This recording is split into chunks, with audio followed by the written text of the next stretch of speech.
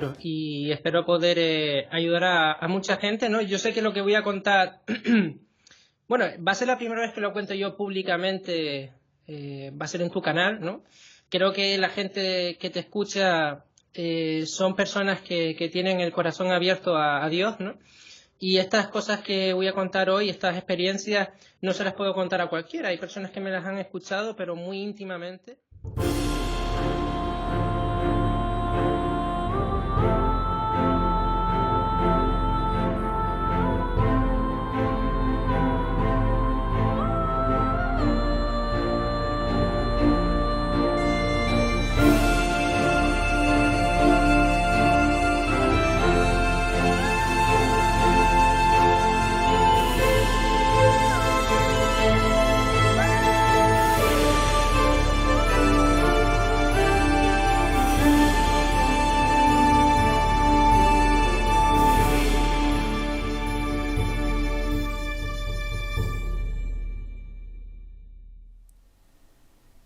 Hoy vamos a disfrutar de una charla con una persona que es testimonio vivo de lo que Dios está haciendo en este fin de los últimos tiempos, derramando su gracia y su misericordia abundantemente, llamando a la conversión de una manera nueva, inusitada, y Diego va a contarnos lo que él vivió una noche que le cambió para siempre.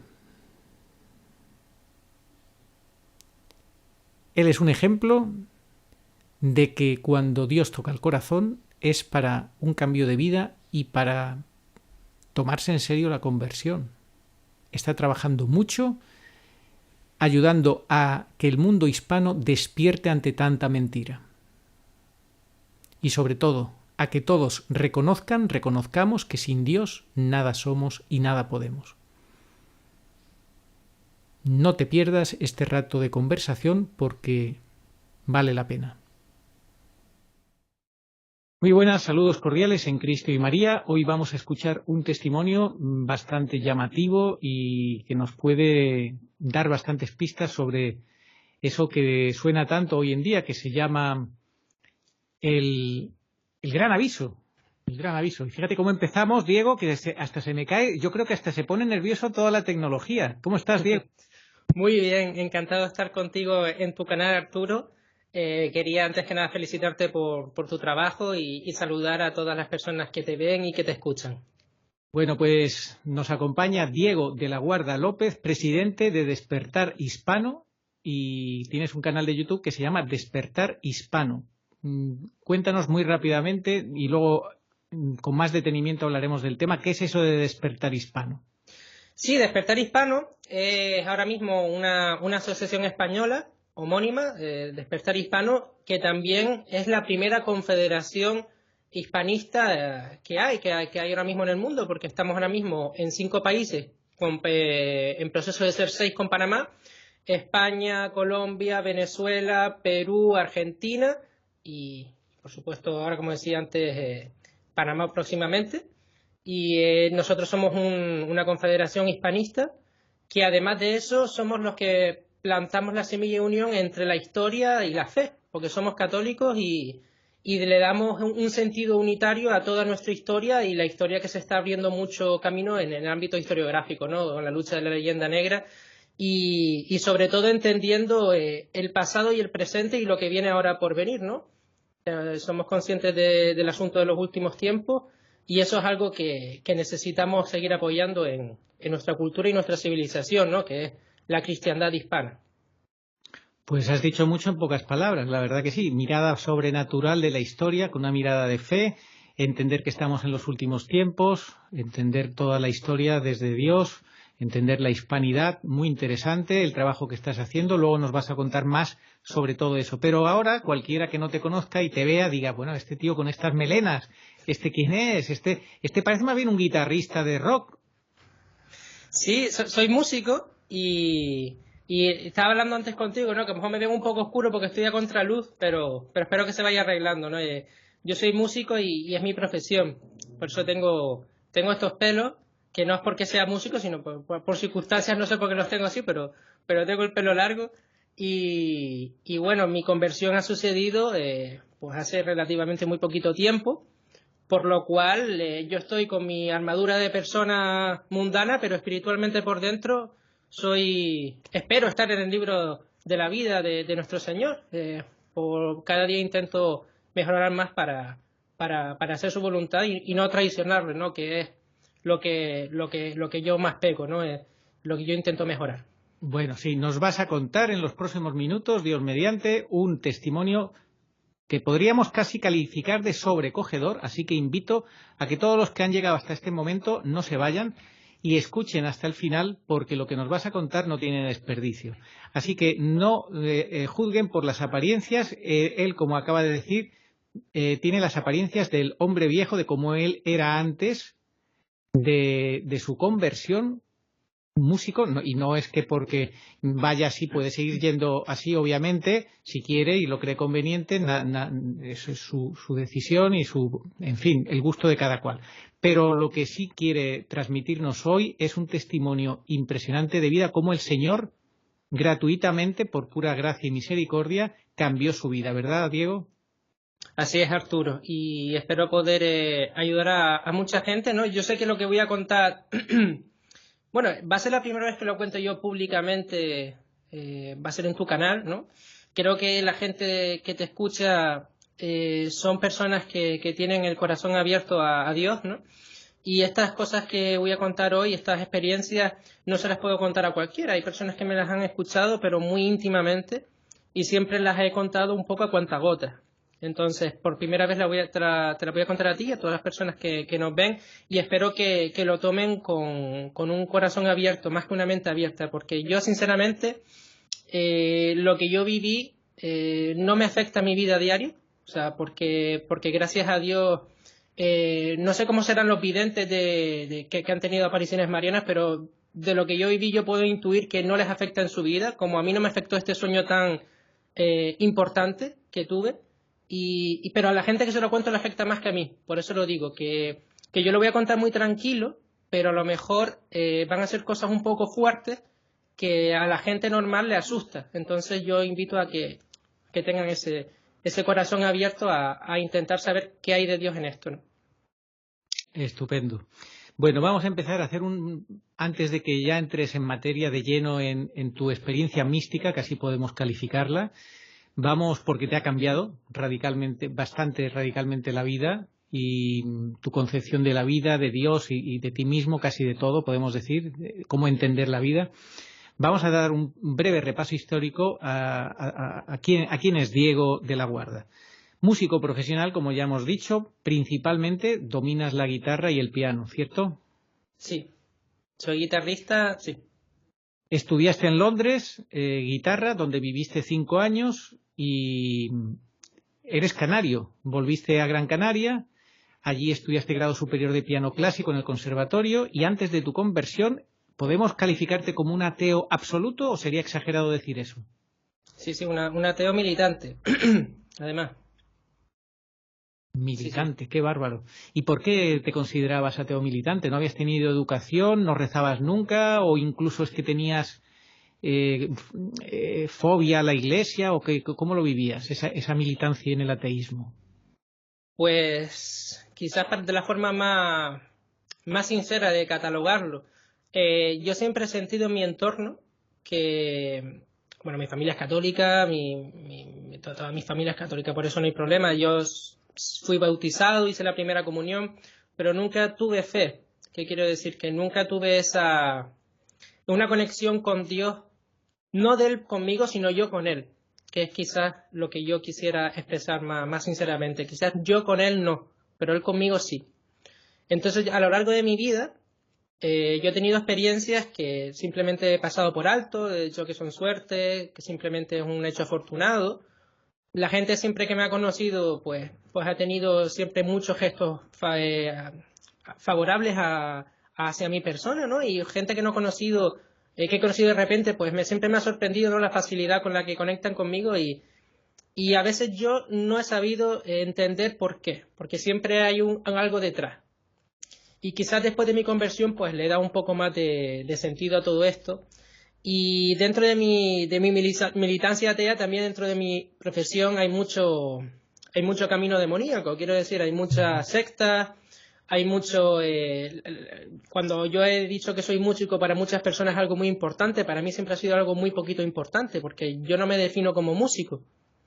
Siempre me he definido como yo, con mi personalidad primero y luego mi profesión.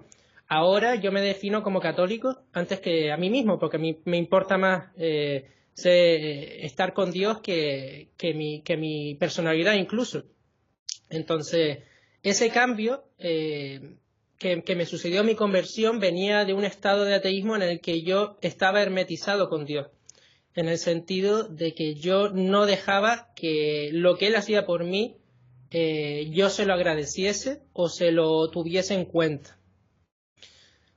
Hasta que me pasaron cosas, claro que... Tú estuviste 15 años sin ir a misa, en ese ateísmo militante, como dices, y además tu vida profesional como músico se puede decir que en cierto sentido era exitosa, era bastante exitosa. No se puede decir que te fuera mal, ni que estuvieras desesperado, ni que estuvieras... No, te iba bien, te iba bien. Cuéntanos un poquito cómo te iba. Incluso recientemente grabaste un álbum, ¿verdad? Sí, realmente cuando yo empecé mi conversión, yo no estaba mal. Normalmente la gente cuando me pregunta qué me pasó, si se me murió alguien, si tuve... No, realmente me pilló en un momento de mi vida cuando realmente estaba mejor, no mal. Y eso es una cosa que yo atesoro muchísimo porque yo no recurría a Dios en un momento de desesperación, sino al contrario, sino en un momento de alegría. Y sí, mi carrera iba bien. Hacía poco había grabado un álbum de una banda que acabo de dejar también por Dios, porque un momento que tuve que elegir entre mi profesión y Dios, y he elegido a Dios, lo cual me siento feliz, pero no es suficiente, ¿no? Nunca va a ser suficiente.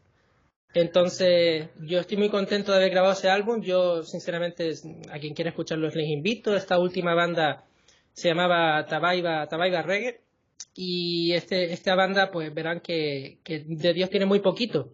Por lo tanto, antes o después, Dios me puso en la tesitura, y ha convertido, ¿no?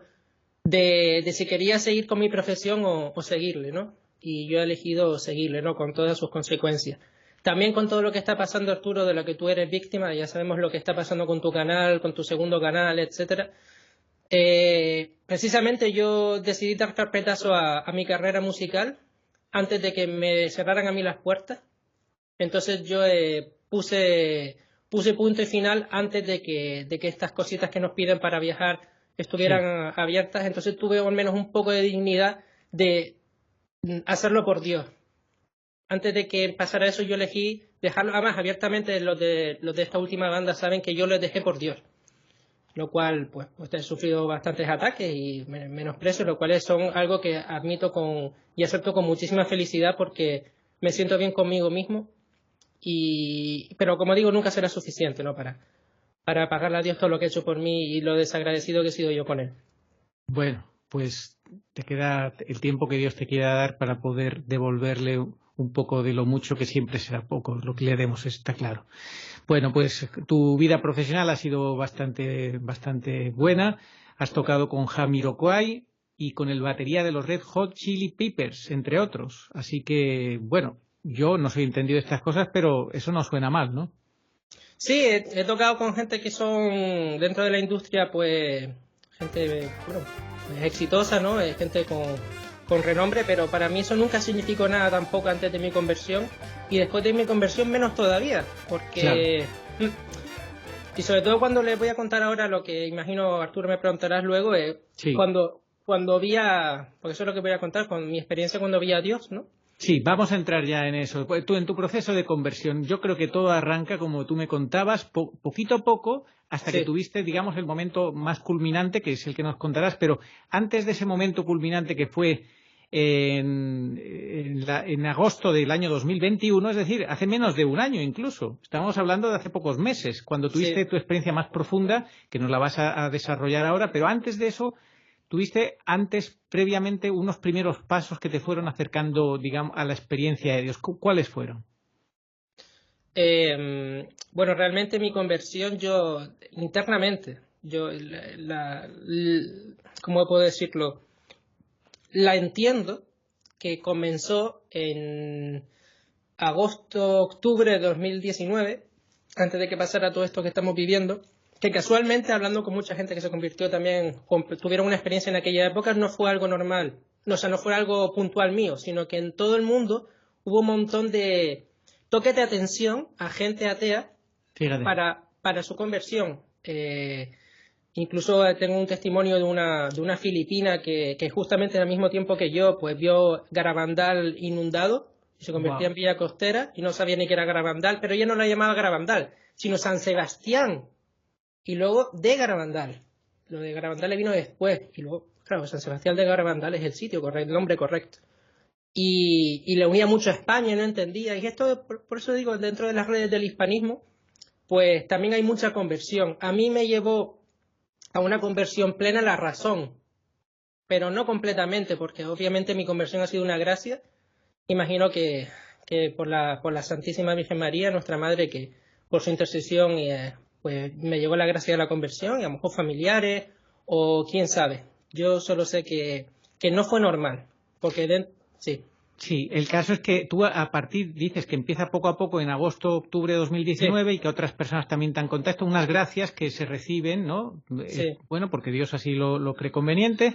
En diciembre, a finales de ese año, compras una casa, ¿no? En una villa Sí, cuéntanos eso, ¿qué pasó? En una villa mariana, aquí en Teror, en Gran Canaria, que es la patrona de las Islas Canarias, junto con la Candelaria es la Virgen del Pino, comparten patronazgo. Y la Virgen del Pino forma parte de una aparición mariana donde se apareció su imagen y es muy famosa aquí. Yo compré la casa ahí, no sé por qué. La compré con mi familia a medias, yo vivo ahí. Y esa casa la compramos de golpe, no sé por qué. No pude entender en ese momento por qué, pero me llevó ahí. Y tiene una cosa curiosa esa casa, que es que en la puerta, y yo no entendía nada de advocaciones marianas, en ese momento yo estaba completamente ignorante, ¿no? Porque desafortunadamente aquí en España, como imagino también en Hispanoamérica, se nos ha quitado todo el tema de la educación católica y del calendario litúrgico y se nos han sustituido los días de los santos y de las advocaciones marianas y todos los hechos importantes dentro del calendario litúrgico por el día del libro, día del aguacate y cosas así, cuando por ejemplo es el día de un santo importante o un patrón nuestro. Entonces yo no entendía por qué fuera de mi casa, de esa casa que compré, había una baldosa de la Virgen del Carmen. De la Virgen del Carmen. Una cosa que yo no entendía, como en una villa mariana, hay una baldosa de la Virgen del Carmen, debería ser de la Virgen del Pino. Y es la única que yo he visto en todo el pueblo. Eso es una cosa rarísima. ¿Nos la puedes enseñar, que le tienes ahí a tu lado? ¿La puedes poner sí. delante de ti por un ratito así, para que te acompañe ahí un poquito, sí? Sí, no sé si se verá, la puedo poner un poco más cerca. No, por eso, hay un poquito solo, un ratito hay que te acompañe un poquito para que se vea, porque como la pantalla se parte en dos, pues los laterales no se ven y a lo mejor ahí puesta donde la tenías no se ve.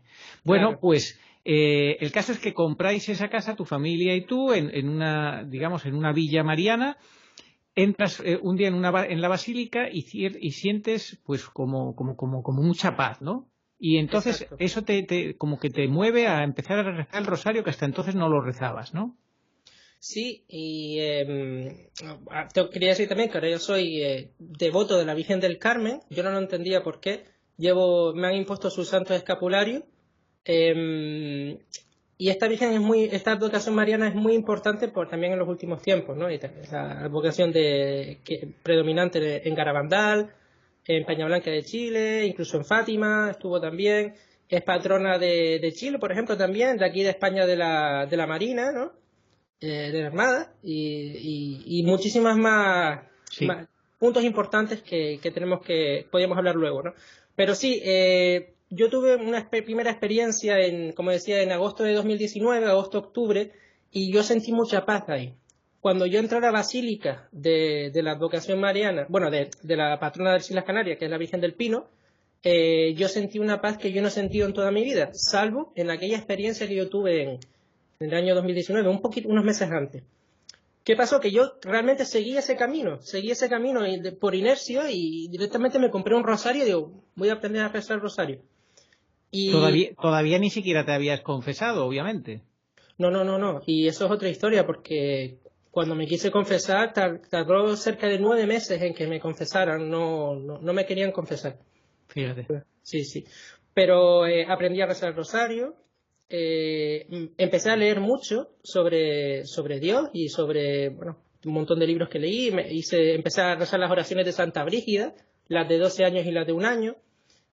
Aprendí a rezar en latín, directo, porque a mí me llamaba más rezar en latín que en español, no porque desprecio la lengua, sino porque así me lo pedía el corazón. Así me lo pedía. Y todo esto estamos hablando del año 2000, finales de 2019, principios de 2020, ¿no? Sí, 2020. 2020 ya, cuando empieza Claro. todo este... ¿Notas tú un cambio cuando empiezas a rezar el rosario? ¿Un antes y un después de que empiezas a rezar el rosario? Sí, hay varios puntos importantes que me ocurrieron directamente desde que empecé a rezar. Uno es que yo llevaba cerca de 4 años, casi 5, con un insomnio crónico, que se me curó de golpe al rezar el rosario. Impresionante. Sí, yo me podía pegar despierto toda la noche, ser las 10 de la mañana y decir, bueno, me tomo algo y sigo para adelante. Y desde que empecé a rezar el rosario me empecé a quedar dormido puntual y descansar las noches, una cosa que no me había pasado nunca. Por También, tanto, era probablemente algo de carácter espiritual lo que te impedía descansar bien. Por cierto, y la Virgen te liberó. Tienes 26 años actualmente, sí, ¿cierto? sí, Arturo, tengo Para que 26 la años. gente se sitúe un poco y vean que eres un chico joven. Sí, tengo 26 años, soy un chico joven. Y también otra cosa, que también se lo digo a muchísima gente que a lo mejor esté pasando por procesos de ansiedad. Yo tuve un ataque de ansiedad muy grande unos años antes de todo esto, que a mí me recetaron pastillas de estas de ansiedad para poder calmarme y yo nunca las tomé. Siempre decidí calmar eso de una forma por hábitos y tal y lo pude controlar. Nunca tuve más ansiedad, un golpe de ansiedad como el primero que tuve, que fue por un esfuerzo muy grande que hice para entrar en la carrera de piano. Me pegaba estudiando todo el día y tomaba muchísimo café y me dio un día un jamacuco, ¿no? Por decirlo así de una forma bruta, pero me dio un ataque de pánico que acabé en el hospital y entonces empecé a tener ataques de ansiedad, ¿no? Pues, si bien yo lo tenía muy controlado, porque nunca tomé ninguna pastilla ni nada, sino yo sabía que era una cosa que tenía yo que gestionar, pues desde que yo recé mi primer rosario, Arturo, yo no he vuelto a tener ningún ataque de ansiedad. Impresionante. Nunca más, nunca más. Y ni siquiera esa inercia que uno tiene, la gente que tiene ansiedad, que dice que le va a dar porque a mí me afectaba mucho a nivel cardíaco, que me parecía que me elevaba, era una cosa, pues nunca más lo volví a sentir. Y no solo eso, sino que la paz que yo sentí aquella vez que yo entré en la basílica, jamás ha ido de mí. ¿Tú has tenido vinculación con las drogas o no? Yo he tomado, pero nunca adicción. De hecho, yo empecé a fumar cuando yo tenía 13 años, lo dejé cerca de los 17, luego lo volví y luego lo dejé completamente. Tomé una vez, he tomado cosas, pero solo una vez en mi vida, y de hecho me arrepiento mucho, y nunca más tomé. Y yo creo que precisamente por haber tomado alguna vez algo, me dio la ansiedad de tiempo después, porque esas cosas son así. Uno abre una puerta y nunca se sabe cuándo va a entrar a ventolera. Y desde que yo rezo nunca he tenido ningún problema más nunca, de tipo ansiedad, ni insomnio, ¿cómo decirlo yo? Cuando estoy irascible, ¿no? Nunca he vuelto a tener esa impaciencia en mi día a día, que a lo mejor alguna vez lo he tenido. Se me fue todo de golpe. Bueno, de golpe. Bendito sea Dios. Qué maravilla. Sí. Y es curioso que además hayas recibido como ese llamado, esa gracia, esa preferencia de querer rezar en latín sin saber cómo ni por qué, pero hubo un llamado interior. No, yo quiero rezar en latín. Sin que, no que digas tú, es que hubo un cura que me convenció, que me habló, que me dijo, oye, tal. No, nadie, ¿verdad? No, de hecho es que cuando yo empecé a aprender latín, porque tuve que volver a aprenderme el Padre Nuestro, pensé una tontería esto, ¿verdad? Una cosa increíble, pero no me acordaba del Padre Nuestro, decía desde la catequesis que yo no rezaba, para entrar, para hacer la comunión. Y cuando empecé a rezar, me llamaba a hacerlo en latín. Y yo busqué de todas las maneras posibles misa en latín. Entonces, al final Dios me dio la oportunidad de asistir a misa tradicional me dio muy buenos sacerdotes con los que poder instruirme en algunas dudas que yo tenía. Y pude asistir en misa en latín, que era mi deseo, porque puedo decir abiertamente, Arturo, y esto es una cosa que a lo mejor a la gente le choca. A la gente joven que realmente tiene fe, a nosotros nos gusta más, si nos metemos a tener de nuevo una conversión buena y una buena conexión con Dios, queremos hacer las cosas bien. Y a nosotros nos llama mucho la misa en latín, nos llama mucho rezar en latín, nos gusta aprender del catecismo de la Iglesia, del tradicional, no nos gusta que nos entretengan en la misa, nos gusta que nos hablen de Dios, que la cosa sea seria, que se note que la misa es de Dios, que el sacerdote esté mirando a Dios, no a nosotros. A la gente que realmente tiene fe, no nos gustan los chistecitos en la misa, no nos gusta que hablen para entretener, es que no nos gusta Claro. que las cosas sean de Dios. Poder profundizar y saborear también el silencio, ¿verdad? Exacto, sobre todo el silencio.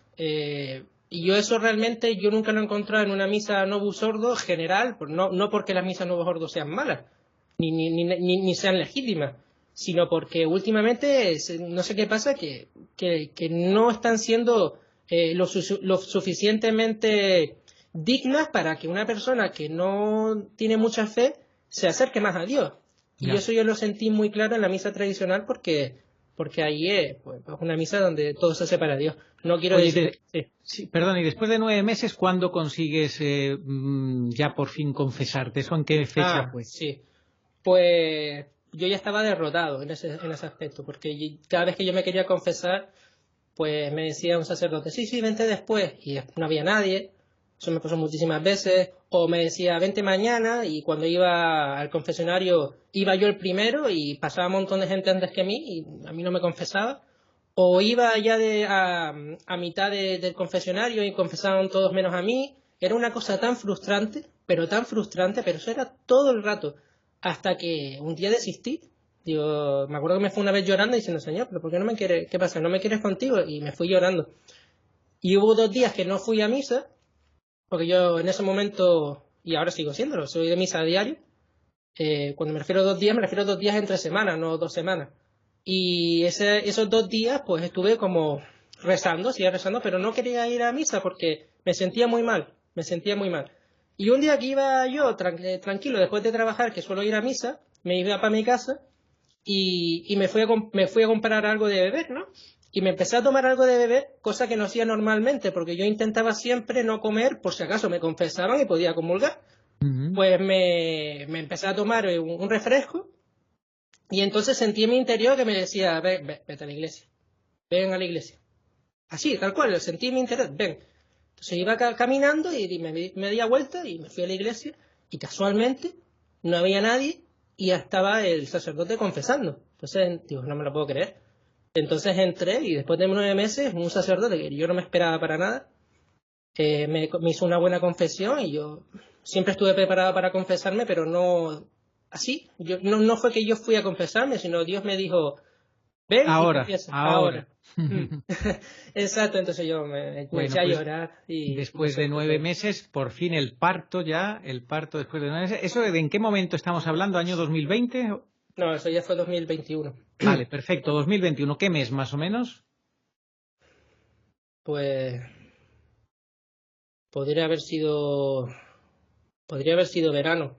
Verano no. Justo antes de verano, primavera Sí, seguramente, aproximadamente. Exactamente. Tú ya entonces, a partir de esa confesión, digamos que ya te consolidas en ese proceso de conversión, ya pues es un Diego nuevo, podemos decir, el hombre nuevo ya, confesado que ha dejado todos sus pecados, te consolidas en esa vida de fe, de oración, y de repente, aquí viene ya el tomate que estábamos esperando que nos cuentes esta historia, esta experiencia mística que tú tienes y que nos puede ayudar a todos.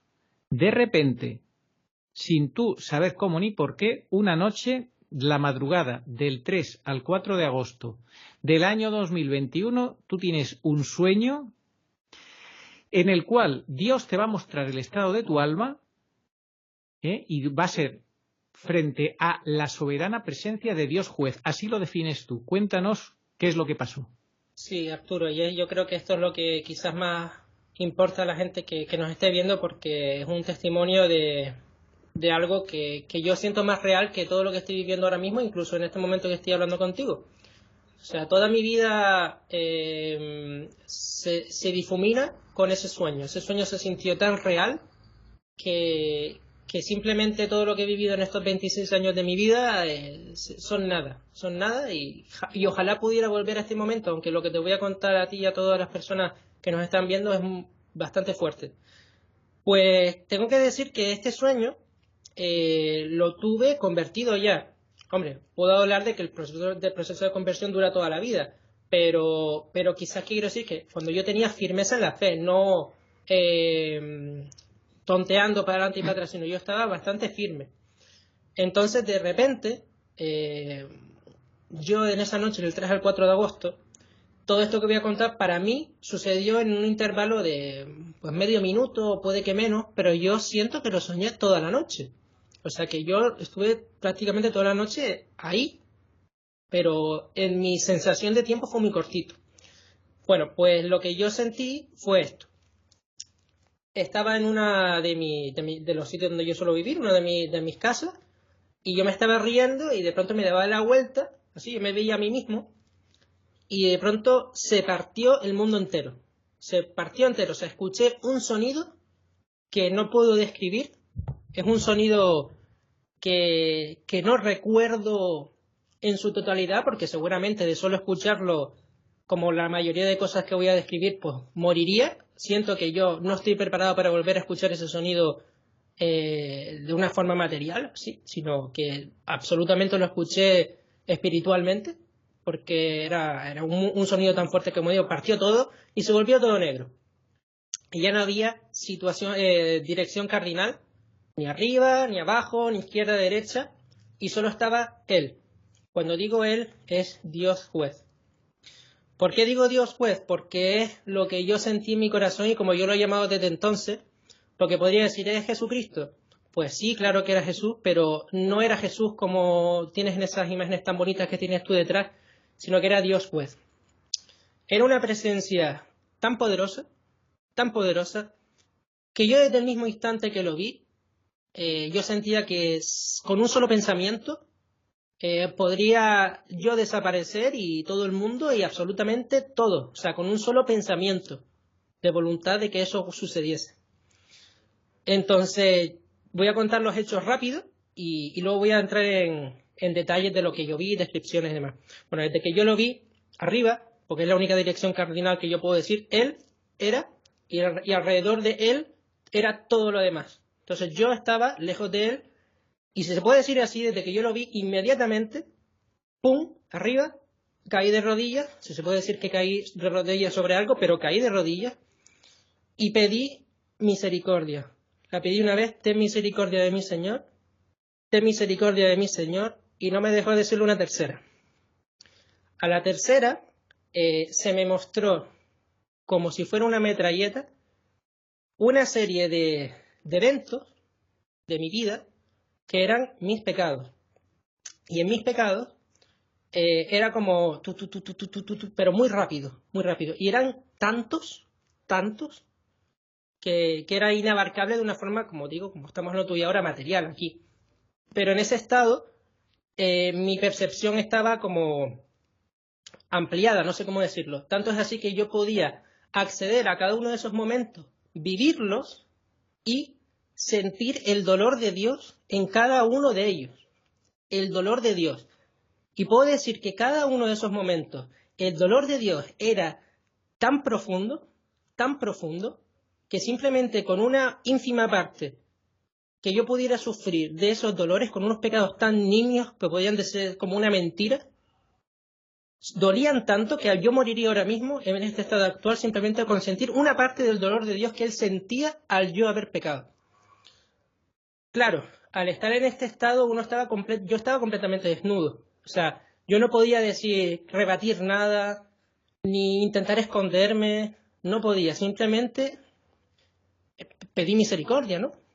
Y yo acepté lo que vi, y además, todo lo que yo vi, la única palabra que lo puedo describir concretamente, y perdón que me ponga así un poco emocional, es que era justo. Entonces, como era justo, yo me merecía lo peor, claro. Pero claro, después de ver todos esos pecados que me mostró, pues yo no, obviamente no dije nada, simplemente di gracias interiormente, porque solo me había mostrado los pecados veniales, no me había mostrado los mortales. Yo después, intentando razonar esto, yo creo que fue porque pedí misericordia al momento, y dentro de la misericordia de Dios, pues imagino, y esto es una valoración personal, que Él no va a dejar de ser justo, pero en cuanto a lo que pasa con nosotros después, la misericordia sí actúa, ¿no?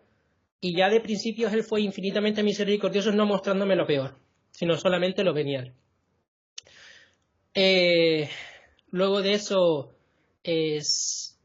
se me abrió detrás de, automáticamente, porque no dije nada, solo di gracias, se me abrió bajo mí y bajo él un gran fuego que yo describo como llamas de tipo gas, que no es fuego tipo como cuando uno ve magma o cuando uno ve un palo quemado, no, tipo gas, ese tipo de gas que cuando de un mechero o de la bombona de gas, ¿no? Que es un gas que es muy ligero, ¿no? Pero de una cantidad tal que era como infinito. O sea, no puedo. Y yo me empecé a sumergir ahí. Fum, fum, fum, fum, fum, fum, y él me lo mostró solo con los ojos. ¿Qué quiero decir? Que él no me metió ahí, solo me lo mostró. Me lo mostró y yo me iba sumergiendo en esas llamas. Y yo al principio, pues, creí que era el infierno. Pero bueno, luego explicaré un poco lo que yo creo que fue, que tengo prácticamente la certeza de ello. Nunca lo tendré al 100%, pero yo creo que lo comentaré luego, creo que era el purgatorio. Entonces yo me vi a mí mismo, como era solo con los ojos, de aquí para arriba, lo que viene siendo mi media nariz hacia arriba, yo estaba completamente calcinado. Tanto es así que yo estaba deforme. Había perdido mi forma, pero no estaba muerto. No estaba muerto. Estaba deforme, pero no estaba muerto. Y yo me vi a mí mismo y yo pensé, ¿pero quién es? ¿No? Y yo, pero si soy yo. Y me reconocí porque los ojos se me habían vuelto como de viejo, muy chiquititos así. Y los párpados se me habían puesto así, dentro de la calcinación, como dobladitos, y se me veían los ojos muy chiquititos. Y dentro de mis ojos yo veía mi alma, ¿no? Que era yo. Por eso me reconocí. Pero físicamente es que estaba todo calcinado, o sea, no había forma. Aunque era solo con los ojos, yo ya estaba todo quemado, pero de aquí para arriba es donde estaba la calcinación más grande. Porque me lo mostró solo con los ojos, aquí. Y después de eso me desperté muy en paz, muy tranquilo, como quien se despierta de una siesta, pero mucho más dulce. Y sentí que me dejaron como con una manita, que me depositaban la arena o en un colchoncito, después de sacarme debajo del agua. Y ahí me desperté muy tranquilo. Y fue realmente después de levantarme de la cama y dar un par de pasos y decir, que he soñado, ¿no? Fue cuando me vino todo de golpe, ¿no? Pero también de una forma muy dulce. Porque si yo todo lo que yo viví en ese sueño lo hubiera recordado de golpe o de tal forma como yo lo vi, yo ahora mismo me hubiera dado un ataque al corazón, me hubiera vuelto loco, cualquier otra cosa que no es la intención de Dios. Una cosa más que quería decir es que la descripción de Dios, cuando yo lo vi, y no la dije al principio, como estaba todo negro, él estaba en el centro, había un horizonte rojo, muy finito, bueno, muy finito a mis ojos, ¿no? Pues obviamente era muy grande, que llegaba a él, y aunque seguía siendo rojo, color sangre, pero no sangre física, pero color sangre, pero en luz. Llegaba a él y él estaba blanco en el centro, pero él también, no lo recuerdo muy bien, quiero recordar que también estaba mezclado el blanco con el rojo. No me acuerdo de qué forma, pero sí se veía el blanco resplandeciente de él. Lo que yo sentía al verlo, es que él, aparte de ser Dios juez, él estaba muy enfadado, pero no en plan colérico sino firme, muy firme, no abierto a discusión obviamente porque era Dios, y de una presencia tan soberana y poderosa como decía, con un solo pensamiento yo sentía que podía desaparecer, ¿no? Yo no he vuelto a sentir una cosa igual. Yo te lo dije a Arturo en una llamada que tuvimos, que yo siento que ojalá pueda volver a ese sueño en algún momento de mi vida, pese a que fue tan duro. Yo quiero volver porque yo me sentía ahí, pues no sé, en este mundo no volveré a sentir lo que yo sentía al estar ante su presencia, ante su soberana presencia. Y yo lo único que deseo es que si en esta vida yo puedo purgar lo que pueda o ¿cómo puedo decirlo? Reparar, exacto, reparar lo que pueda ir al purgatorio. Yo sé que tú me dijiste en esa conversación que no, púrgalo aquí y que no pase por el purgatorio, pero yo siento que el purgatorio es una bendición.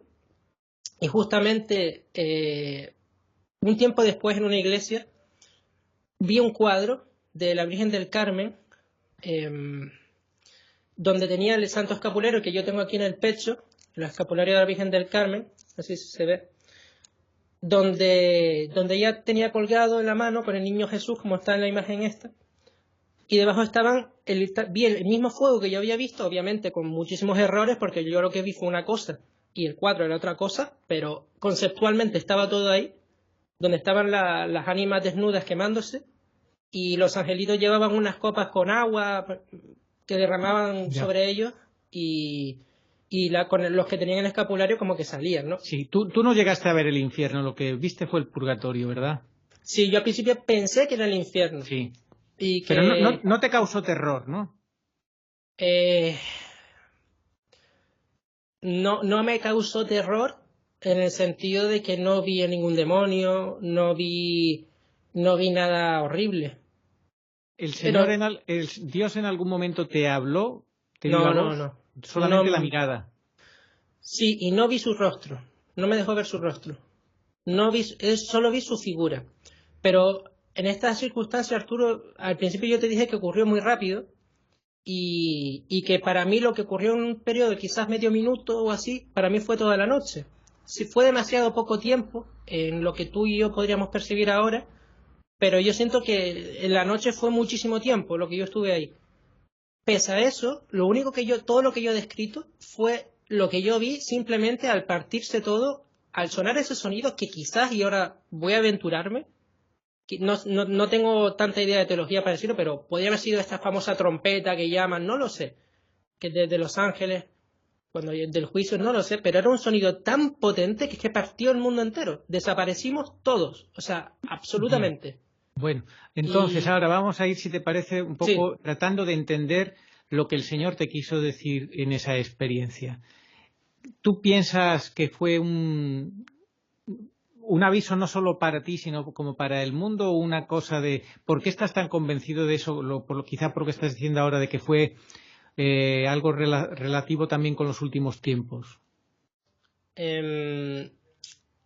Yo no lo sé, yo no lo sé exactamente por qué me soñé eso, no creo ni que me lo merezca, ni que me mereciera ver eso, porque como te decía antes también, Arturo, fue una cosa tan importante para mí que a veces yo deseo volver a estar ahí simplemente para volver a ver o sentir lo que yo sentí, porque ahí los colores eran muchísimo más vivos, eran como que todo este mundo, todos los colores que vemos son como opacos, como que les falta color comparados con los colores que yo vi, la luz que yo vi, incluso el fuego que yo vi, pese a ser horroroso, porque la descripción que tengo yo es que era horroroso, era un sitio que nadie querría estar, puedo decir que nadie querría estar, pero que era una bendición, yo sentía en mi fondo de mi corazón de que me dijo en ese sueño a mí personalmente que me iba a salvar, ¿no?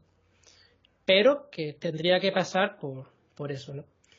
Creo que no lo hizo solo para mí, sino que también lo pudiera decir a otras personas, porque él sabe que aunque yo soy una persona que yo siempre he estado en rebeldía con el mundo, no he estado en rebeldía con él, porque pese a yo estar en ambientes muy poco propicios a Dios, yo siempre, por inercia, por mi corazón, yo siempre he elegido lo que es cercano a su ley.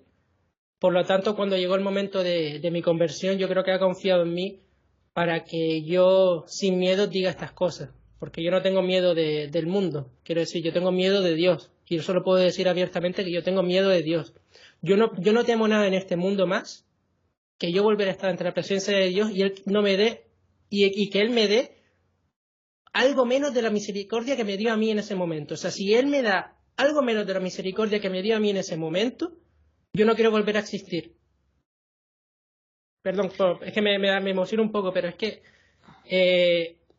para mí fue tan importante que Él no me mostrara mis pecados mortales y que Él me perdonara, o sea, que Él me mandara al purgatorio o lo que me mandara ahí, que yo toda mi vida desde entonces he intentado visualizar ese momento porque va a ser el momento más importante de toda mi vida, cuando él me perdone, ¿no? Yo no soy perfecto y por supuesto tengo que hacer muchísimas cosas aquí en vida, pero espero que al menos diciendo esto pues alivie un poco mi carga y ayude a los demás a aliviar la suya. Y tú fíjate que eso te ocurrió además una vez que ya te habías hecho una confesión general de vida. Quizá por eso no viste los pecados mortales, ¿no? Quizás, ¿no? Pero cuando él me dio este sueño, yo estaba en pecado mortal, necesitaba confesión. No me lo dio justo después de confesarme, me lo dio en proceso de confesión. Bueno, de hecho, justamente... Pero yo tengo entendido si esto fue la noche del 3 al 4 de agosto de 2021. Sí. Y ya te habías confesado antes, en la primavera, ¿no? Claro, siempre hay recaídas. Y yo me confieso regularmente y yo mejoro, ¿no? Regularmente. Pero en ese momento, después de eso, fui directamente al confesionario, de misa tradicional, que es bastante duro conmigo, ¿eh? A ver, la verdad que me da mucha vergüenza confesarme en donde la misa tradicional, porque encima es un monje capuchino, de estos franciscanos, que es bastante duro y cada vez que le digo cosas se me ponen las manos a la cabeza así. Y entonces, cuando yo me fui a confesar, me acuerdo que le pedí meterme dentro de la sacristía, me puse de rodillas y le conté todo esto que les he contado a ustedes. Le hice una confesión tremenda de todos los pecados veniales que me acordé, porque esa es otra. Cuando me desperté no me acordé de ninguno de los pecados que me había mostrado. ¿Podría decir que es una traba, una dificultad? No, para nada, porque si yo me acordara de todos los pecados veniales también ahora mismo estaría loco de la cabeza. Era demasiado para soportar. Pero sí que hice un esfuerzo para recordar el tipo de pecado que me enseñó, para luego hacer yo mentalmente una lista y soltarlo todo. Bueno, el monje capuchino tanto fue así que cuando le solté todo, que me vio tan hecho polvo, que simplemente me dio la bendición y me dio una palmadita en el hombro, en plan, levántate ya que ya está. O sea que... Bueno, oye, y Diego, y después de todo este proceso que has tenido, todo esto y lo que has vivido hasta ahora, pues estamos hablando de agosto de 2021, pues han pasado ya como 6 meses. ¿Con qué misión te has sentido tú llamado por parte del Señor? Aparte de reparar tus pecados, ¿qué misión crees que te encomienda? ¿Lo que estás haciendo ahora quizás del tema de la hispanidad o qué más? Sí, y voy a explicar por qué. Esta bandera que ven ustedes aquí detrás, no sé si se verá Arturo, porque está muy... No sé si estamos cortados. Bueno, yo la sobreimpresionaré en el... Vale. Pues esa bandera yo la hice en plena conversión. Se llama bandera de la hispanidad. Y es una espada de Borgoña con todos los países hispanos unidos en el centro de España con el Sagrado Corazón de Jesús que emana y hermana a las naciones hispanas, ¿no? Porque de España se lleva la fe a América y siempre por nosotros siempre ha habido un patronazgo para que en América se cumplieran los 10 mandamientos.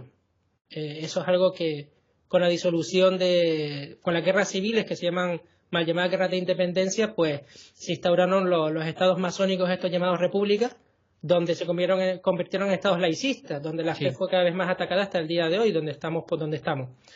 Entonces esta bandera simboliza lo que une Dios no lo separa al hombre. Y nosotros todos los hispanos seguimos unidos a los ojos de Dios. Ustedes pueden ver cualquier misalito del siglo XX y seguir hablándose de las bendiciones de España y sus Indias. Y pido por favor entendimiento de que cuando se habla de Indias es que nosotros no llamamos nunca América, sino las Indias, con sus respectivos virreinatos. Entonces el gentilicio de Indias, de las Indias, es indio, ¿no? Pese a que ahora se llama indígena, que con todo el respeto yo lo digo indígena, pero para nosotros indio no era algo despectivo, sino un gentilicio, como puede ser de Córdoba cordobés o de Madrid madrileño. Claro. Entonces, indio, ese gentilicio se llamaba las Indias a todo el territorio que España gestionaba, sobre todo espiritualmente en América. Esta bandera simboliza lo que sigue unido y que nunca se ha separado. Y incluye también a Filipinas y a Guinea Ecuatorial, dos grandes olvidados que deben de tener en cuenta porque, pese a que hoy en día España es el país de la hispanidad, entendiéndose hispanidad como cristiandad hispana o hispánica, España es el país menos católico de todas las naciones hispanas, porque lo es, en España es el país menos católico actualmente de todas las naciones hispanas. Filipinas, pese a no tener el idioma, toda esta gente que dice que lo que nos une es el idioma, Sí. no solamente. Filipinas es hispana, pero aunque han perdido el idioma de una forma artificial, siguen conservando la fe. Sí. La Semana Santa de Filipinas es... Ya lo creo. Sí. Tienen más de 1000 capillas de adoración perpetua, imagínate. Claro, y ellos son nuestros hermanos también, y están ahí.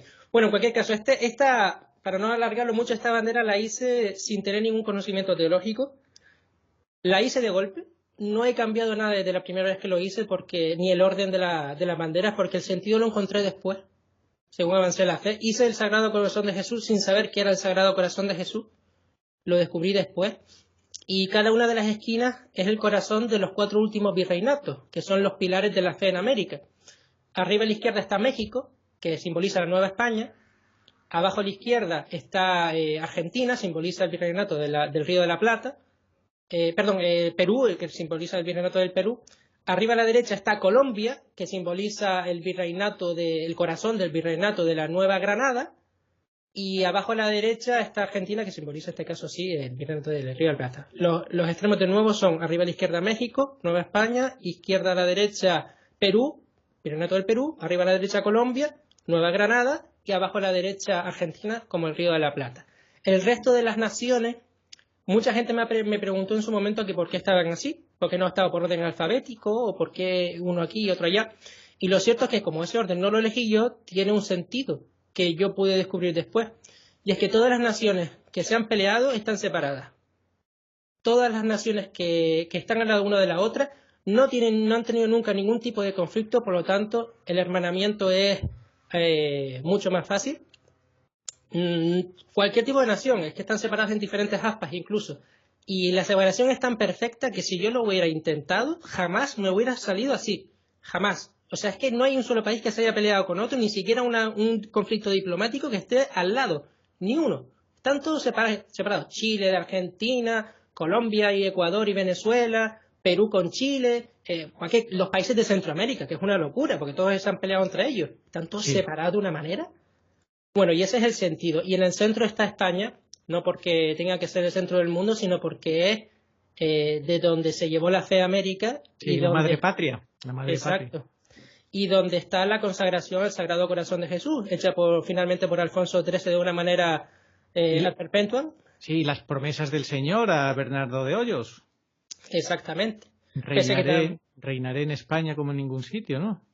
Claro, y encima esa promesa se amplía a América. Exacto, o sea, que cuando dicen España podemos decir en la hispanidad.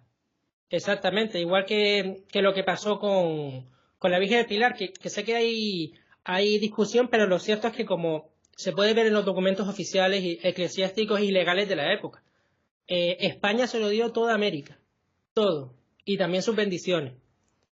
De Borgoña, flameando al viento, hijos de Santiago, grandes son los tercios, escuadrón de picas, blancos a cubierto, solo es libre el hombre que no tiene miedo, lucha por tu hermano. Entonces, cuando se habla también de que en esta tierra nunca se perderá la fe, podamos entender que como Dios no ha separado lo que unió, ni los hombres vamos a poder nunca, en América tampoco se va a perder nunca la fe, y que todos los territorios, por muy repúblicas que sean, siguen siendo tierra cristiana. Oye, y en tu canal de YouTube tienes Despertar Hispano, tienes 120 vídeos de entrevistas y conferencias de hispanistas que todavía las tienes pendientes de subir. ¡Qué barbaridad!, ¿no? Sí, es que, de hecho, llevo cerca de, como digo, 2 años más o menos con este proyecto y me he peleado con mucha gente, Arturo, la verdad te puedo decir la verdad, porque si bien podemos hablar de María Elvira Roca Barea para aquí España, Marcelo Gullo ahora en Argentina, que está pegando fuerte, y todos estos hispanistas que poquito a poco, ¿no? La escuela de Gustavo Bueno, tenemos a Julio Carlos González, tenemos a don Patricio Lons. Ciertamente hay una rama dentro el revisionismo histórico, ¿no? Porque esta historia que nos han contado sobre nosotros mismos, aparte de ser mentira, tiene unos fines muy claros, ¿no? Que a lo mejor para muchos historiadores es cambiar el orden mundial, tener una situación de predominio político o territorio geopolítico, pero lo cierto es que detrás de todo esto se esconde una gran verdad, que es que a todos los países cristianos que han sido partícipes de una monarquía católica son y han sido siempre el objetivo preferido o prioritario del diablo. Eso quiere decir que nosotros somos los países más atacados por la masonería, somos los países más atacados por cualquier tipo de oleada mundial, un gran cambio, somos el campo de pruebas, somos lo estamos viendo ahora mismo, ¿no? Como Italia, España y Argentina fuimos los primeros en caer en esta cosa que estamos viviendo.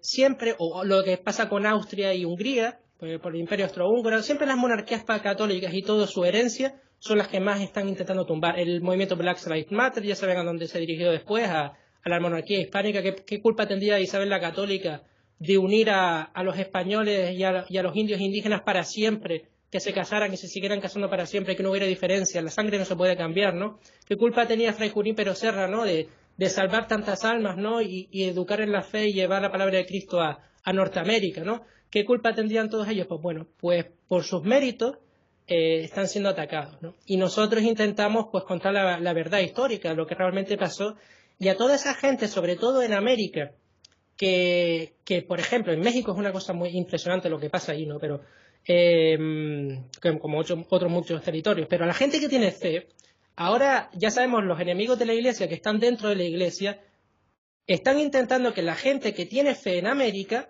pierda su conexión con la madre patria, tengan una fe huérfana, donde parece que dejamos la fe, pero los españoles éramos muy malos, y simplemente lo mejor que puede pillarse ese periodo, rescatarse de ese periodo es la fe, y que nosotros éramos horribles, y ellos llevan siendo huérfanos pues desde siempre, y eso es una mentira.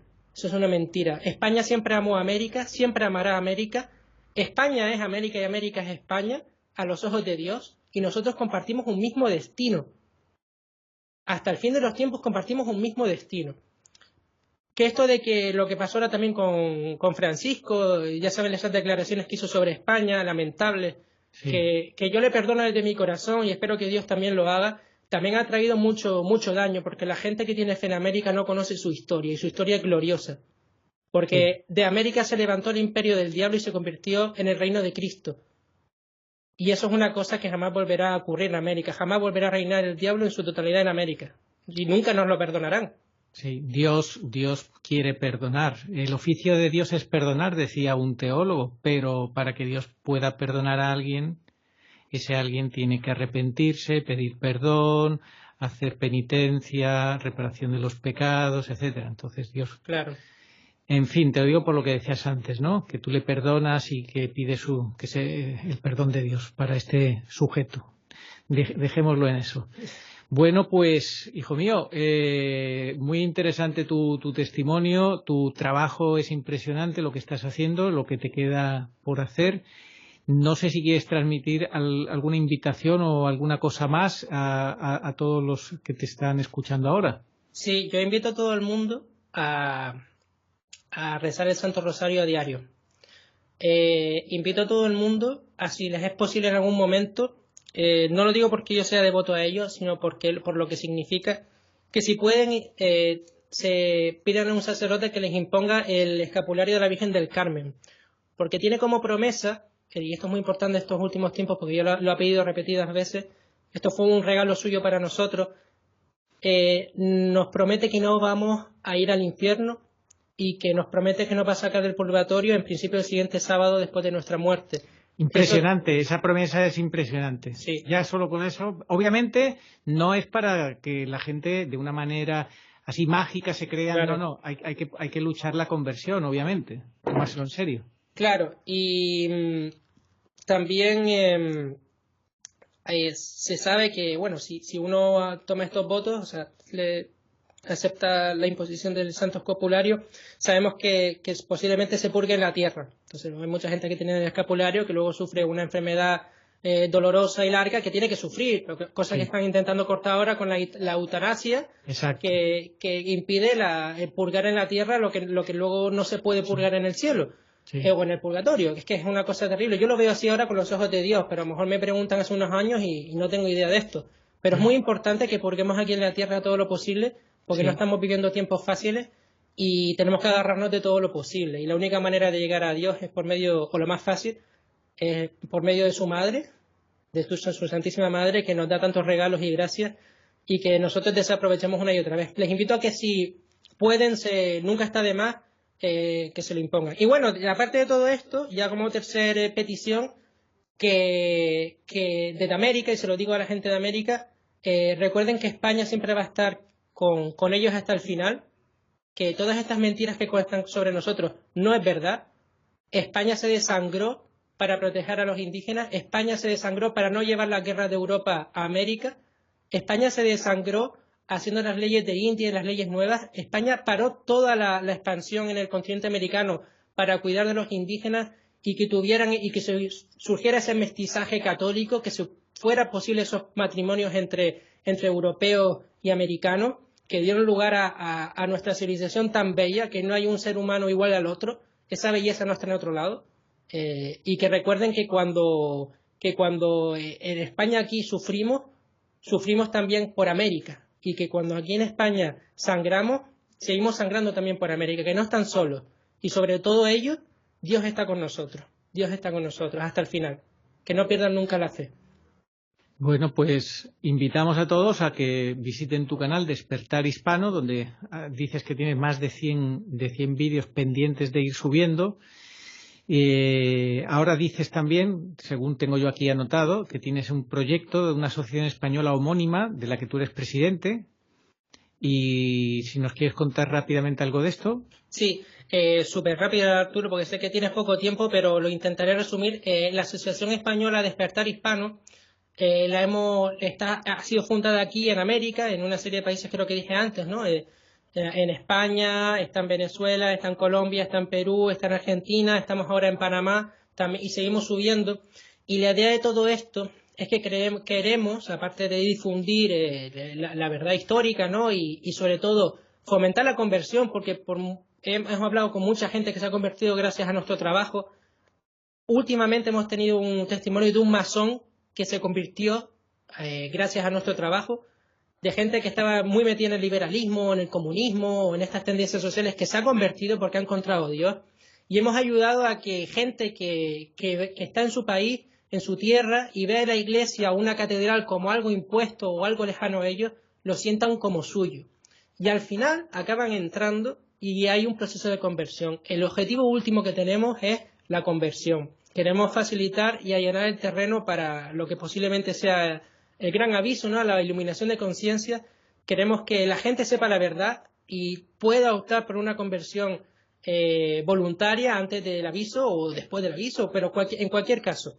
Queremos salvar almas con todo esto, porque la verdad lleva a Dios. La mentira tiene las patitas cortas y cuando uno se gira un poco, pues le ve el borde, por eso lo tienen que repetir tanto y financiar tanto y todas estas cosas. Nosotros no tenemos una gran financiación, pero tenemos mucho apoyo y intentamos siempre que no se deje a Dios de lado hablando de nuestra historia, porque dentro de la historiografía, de esto del hispanismo, la lucha contra la leyenda negra, se deja a Dios fuera creyendo que es el punto en el que todos vamos a estar de acuerdo. Dejamos a Dios fuera y nos ponemos de acuerdo. Lo cierto es que si dejamos a Dios fuera, luego entre nosotros dentro nos peleamos y nos dividimos más. Y solo puede haber un camino. Primero Dios y luego, para nosotros España. Siempre ha sido el camino, siempre Dios y luego España. En este caso, primero Dios y luego la hispanidad. Porque es el único camino que vamos a llegar hacia Él. Y por el que vamos a afrontar lo que nos toca. Porque sin Él estamos solos. Pero con Él estamos en el equipo ganador. Porque Cristo vence, Cristo impera. Cristo reina y Cristo impera. Y pase lo que pase, nosotros estamos en el equipo ganador si estamos con Dios y más aún si Él, por su misericordia, nos esconde en sus llagas, en sus preciosísimas llagas, nos consuela y nos perdona y cuando llegue el momento de la verdad nos ayude a tomar las decisiones para llegar hacia su Sacratísimo Corazón. Nada más, Amén. Arturo. Amén. Amén. Pues nada, muchísimas gracias por tu trabajo, por tu testimonio y por tu claridad, ¿no? Porque no eres ambiguo. No eres ambiguo, que es lo que hoy lamentablemente predomina, ni políticamente correcto. Dices lo que tienes que decir. Y ojalá pues que tomen nota muchos dentro de la Iglesia, porque esto no es ningún juego, la salvación eterna es algo muy serio. Muchas gracias a nuestra Madre del Cielo, la Virgen del Carmen, que fue la que te cobijó, la que te ha agarrado de la mano para hacer esta misión. Y nada más, terminamos con nuestra oración a Nuestra Señora de todos los pueblos. Señor Jesucristo, Hijo del Padre, manda ahora tu Espíritu sobre la tierra. Haz que el Espíritu Santo habite en el corazón de todos los pueblos para que sean preservados de la corrupción, de las calamidades y de la guerra. Que la Señora de todos los pueblos, que un día era María, sea nuestra abogada. Amén. Amén. Pues nada, muchísimas gracias. Don Diego de la Guarda López, presidente de Despertar Hispano. Menudo trabajo estás haciendo por la gracia de Dios y para la gloria de Dios y salvación de muchos. Que Dios te siga bendiciendo y que podamos ver muchos frutos abundantes de esa labor. Así sea. Un abrazo. Así Dios sea. te bendiga. Muchísimas gracias. Oh María, sin pecado concebida, rogad por nosotros que recurrimos a vos. Amén. Amén.